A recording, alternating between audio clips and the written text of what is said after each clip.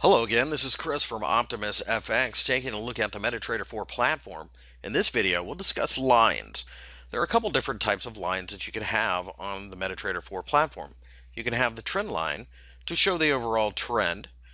Think of it as an angled line. Or you can have a horizontal line, perhaps to show support and resistance, or a target, or something of that ilk. Looking at the chart in front of you, you can see I have a standard candlestick chart. There are different things that you can do as far as lines are concerned. The easiest way is to click on Insert, go to Lines, and you can see you have four different types that you can put on the chart. The trend line changes the cursor over into this shape. It shows a line. You just simply click and hold the left mouse button and just drag right along, and it will form a trend line for you. You can see where the price keeps bouncing. Now, there are different ways to adjust the trend line, and I just simply double click on it and go to Trendline Properties. You can see there's parameters here. You can see where it starts, where it ends. Visualization, you show it on all time frames, or if you only want to show it on a shorter time frame.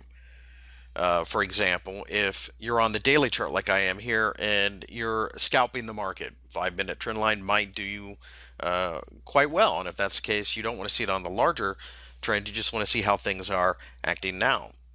You go over to common, you can name the trend line. So I can just put this as trend line 1, for example. And you can change the color. So I'm going to change it to red. And you can change the thickness. You can even change how the line looks. So I've got a dashed line here. And you can see all of those changes have taken effect. I put the cursor over the trend line and it says trend line 1. It also tells me the price at which I'm at. So click on Trendline Properties again. Go to Parameters, and there's a button called Ray. I'm going to go ahead and switch this over to a solid line for this demonstration. But Ray simply does that. It extends the trend line into the future. So for example, had you plotted that trend line and wanted to know where the trend should, in theory at least, hold up, that shows you. You can double click again, just simply right click, and you can delete, for example. Now, there are other lines that you can put on. So for example, you can insert lines, horizontal line.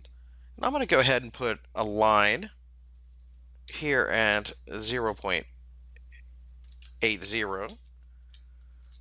And you can see it'll snap to that level. If you want to insert another line, you can just go here. You can see that the cursor does change to a horizontal line as opposed to an angled line. And you can click it there, and then you can double click and drag to wherever it is you want to go. So for example, if I wanted it here, I could put it there. There are some other things that you can do with lines. So I will go ahead and put a trend line here and draw it here. And one thing that you can do is you can double click to activate the line. You see the dots there. It shows you that the line is active. Double click and hit Control and drag this, and you can see if you are holding onto it and you click Control and drag, it duplicates the same line at the same angle. So some people like to draw channels manually that way. You can just simply delete, and it has no effect on the original line. Of course, there are vertical lines, and you see the cursor changes, and they work the same way as all of the rest of them do. It just simply shows a vertical line. So if you want to show maybe the candle you entered the trade on, for example, you can again hold the mouse and click Control, and you can duplicate that. You can change all the aspects of the line just as you did with the trend line. Acts pretty much the same way.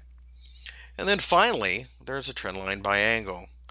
You can put the trend line up, and if you just want a 45-degree angle, for example, you can just drag it, or a 50 or whatever. Again, Trendline by angle properties. You can go to the parameters, angle and degrees. So if you want to change it over here, say 55, and it'll change it to 55.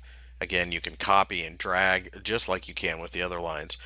So as you can see, there are several different things you can do with lines on MetaTrader 4, and most of it is pretty straightforward and standard, but there is a lot of versatility in this package as far as drawing lines, naming them, colors, etc. And as far as copying an exact copy, it's easy to do with the control, the control left mouse button drag method, and as you can see, very versatile. Thank you for watching.